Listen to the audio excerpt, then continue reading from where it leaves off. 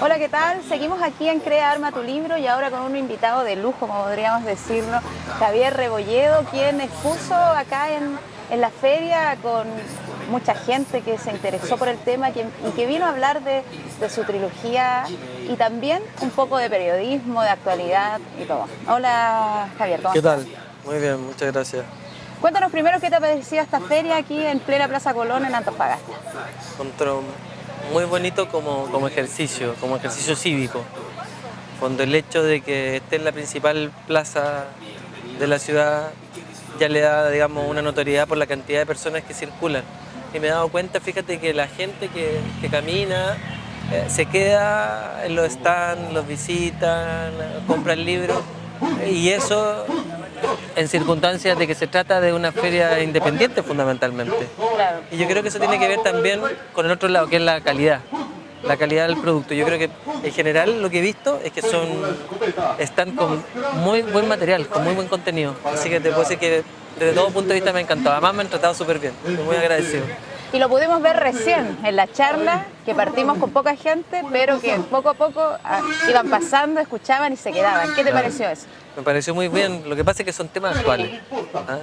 Son temas actuales, son temas que de alguna manera o de muchas maneras a todos nos convocan y a todos nos afectan. En el último libro, en A la sombra de los cuervos, está vinculado, como contaba ahí, el grupo Mate, el grupo, digamos, los vinculados a Soquimich, en el caso Penta, etcétera. Todas cosas que están pasando acá en este momento y que nos están afectando como chilenos. Y yo creo que eso de alguna manera se captó o lo fueron escuchando las personas que iban pasando y fueron formando un grupo que finalmente era masivo, digamos. Y para mí fue súper bueno, muy bueno. ¿Y cómo ha sido la recepción en el público lector de tus libros? ¿Cómo lo ha recibido? Abordando estos temas que incluyen todos estos hechos espantosos que pasaron en la dictadura y que desgraciadamente están en nuestra historia. ¿Cómo lo han recibido? Sí, los lectores. Yo creo que ha sido una buena recepción. Lo que pasa es que ha sido un tema gradual, porque este libro, por ejemplo, el primero, habla sobre el exterminio. Y tenía un objetivo en cierto momento histórico, que era que había que visibilizar para mí eso, como crear una sensibilidad frente a una indolencia. Y esto era lo más duro que yo había escuchado. Después sentí que había otro tema que también era importante, que era, oye, pero ustedes lo torturaron, pero por último sobrevivió. ¿Sabes qué quiere decir? Que no sabes lo que es la tortura. Y ahí surge un segundo libro sobre la tortura, también sobre el compañerismo, sobre la lealtad, sobre desde dónde sacamos fuerza para seguir existiendo cuando la vida se nos pone difícil.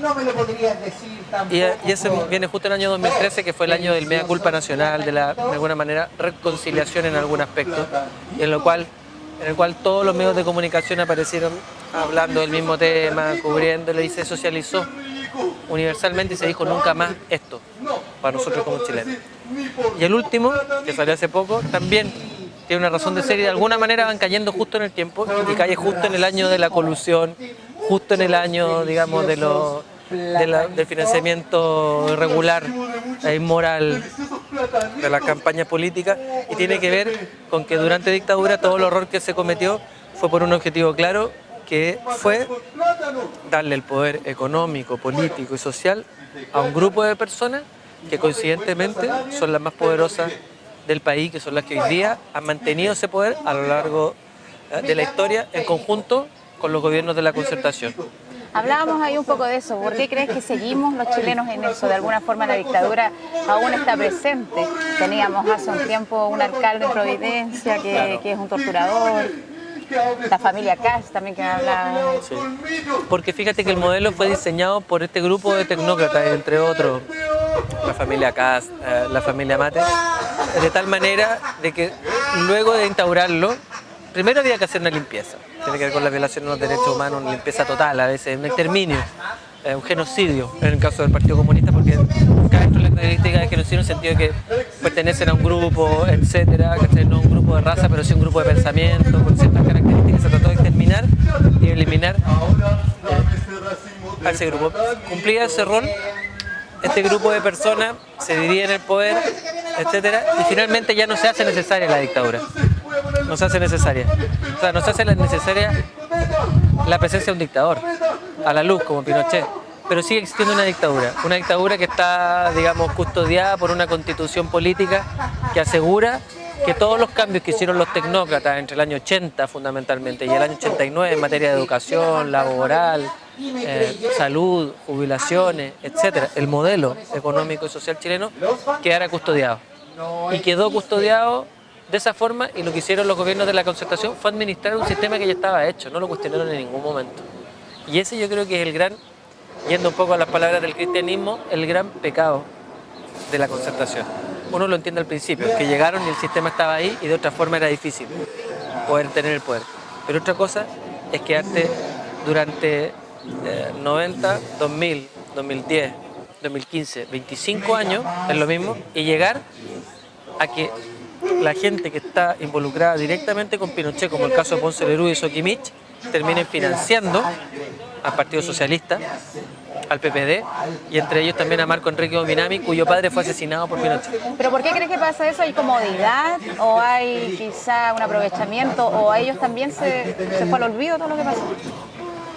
Yo creo que hay un olvido por la forma en cómo se fundó el modelo neoliberal, por lo que conlleva un sistema neoliberal. Uno lo sabe poco porque lo vive de adentro, pero la gente que la ve de afuera te dice una sociedad de consumo, oferta y demanda, nada más, y ecosismo. De cuántas cosas yo puedo tener es lo que me determina como persona. Entonces, si eso, que empezó a partir del año 73, 74, ya van no sé cuántas generaciones que han nacido bajo esta fórmula. Entonces yo creo que lo que está pasando ahora es que se están despertando de eso, con lo cual fueron criados, y han encontrado de alguna manera un encaje o una solidaridad con una generación derrotada y asesinada y torturada, que es la generación del año 70, que lucha por cosas muy parecidas a las que están luchando hoy día los cabros jóvenes de los movimientos sociales.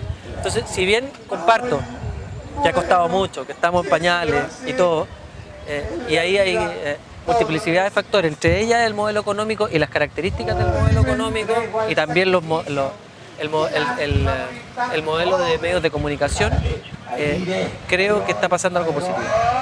¿Y cuál es el rol de los medios? Quizá igual hay una dictadura mediática, por decirlo de alguna forma, por darle un nombre. Perdón, no te... Los títeres no nos dejan escuchar tanto. Pero quizá hay una dictadura mediática también. ¿Cuál es el rol de los medios aquí? Sí, desde luego, fíjate. Los medios de comunicación, tanto de televisión como escrito a excepción de TVN, que tiene un directorio pluralista donde también está representada la oposición, y eso lo hace un medio de Estado y no de gobierno.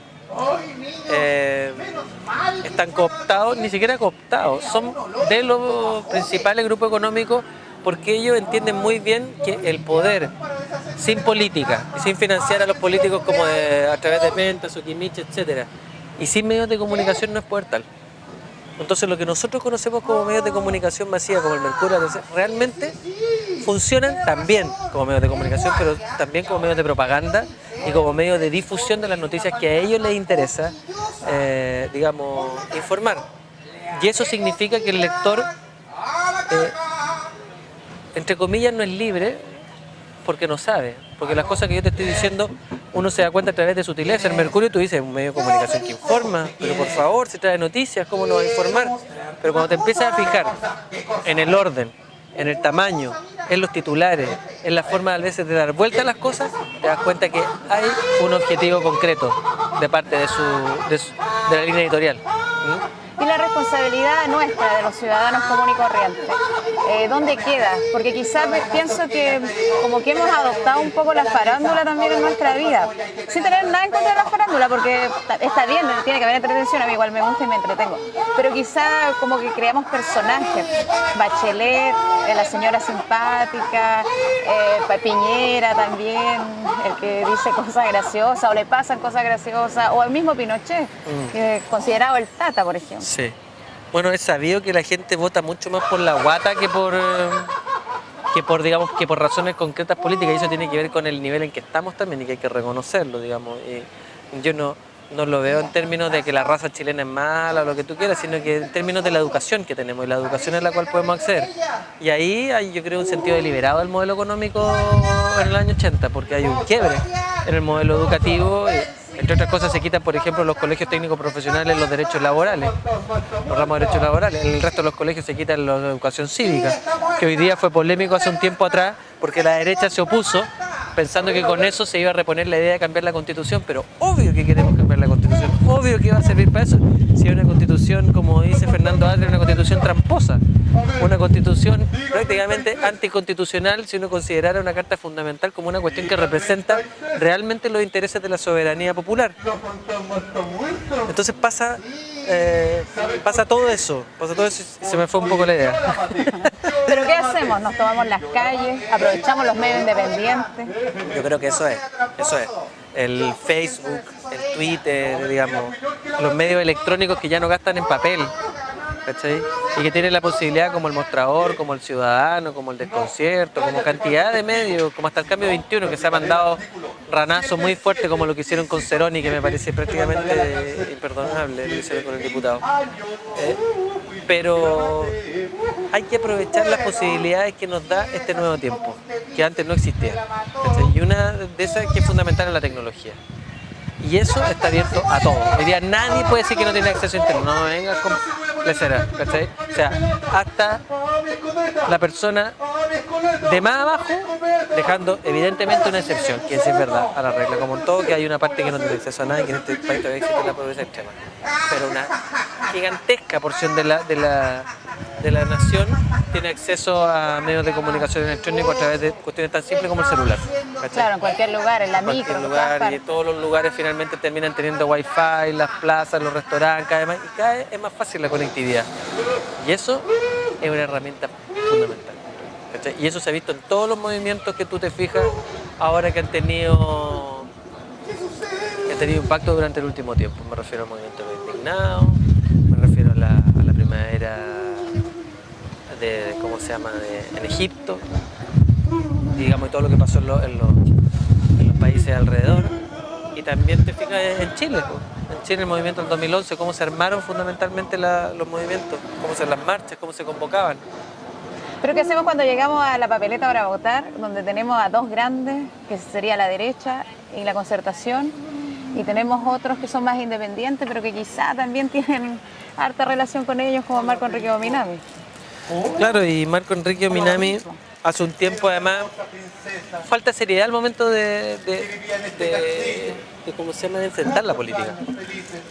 Porque Marco Enrique Ominami lo que hace son campañas testimoniales. Él sabía la elección pasada que él no iba a salir elegido. Entonces no se preocupó de tener un equipo gigantesco detrás de él que fuera el ministro de Hacienda, el ministro de Economía, Son campañas testimoniales que no están construidas en base, digamos, a una propuesta de verdad, de decirte, ¿sabes que ya el día de mañana tú asumes el gobierno? Y el día de mañana, ¿qué es lo que tienes para hacerte cargo? ¿Quiénes van a ser tus ministros, tus subsecretarios, las personas que...? Eso no está. Entonces yo te diría que una posición distinta a lo establecido está todavía en pañales. Va surgiendo a poco. Si volvemos un poco a tu libro, entrevistaste a personas que desgraciadamente vivieron la dictadura y este horror. ¿Cómo los viste tú? ¿Cómo han salido adelante? ¿Siguen con este dolor? Yo creo que esta es una cuestión que no se acaba, es un daño para siempre. Estos tipos, los torturadores, decían que los equipos franceses, que fueron los que le enseñaron a los chilenos, decían que la tortura funciona como la irradiación, incluso mejor que los detenidos desaparecidos o que los asesinados. Porque un detenido asesinado tiene un efecto sobre su familia fundamentalmente. Desaparece su familia y su grupo político, su partido. Pero un torturado tiene un efecto de irradiación que donde él vaya a la población a comprar el pan, se cambia de ciudad, como quedó, los demás lo captan y genera un miedo colectivo. Entonces muy útil y mucha gente torturada acá. Y yo te diría que el daño es enorme. El daño enorme es irreparable. Sin embargo, a través de la justicia, de la verdad y de los libros, por ejemplo, el ejemplo que he tenido con ellos, con varios de ellos, es que ha sido reparador.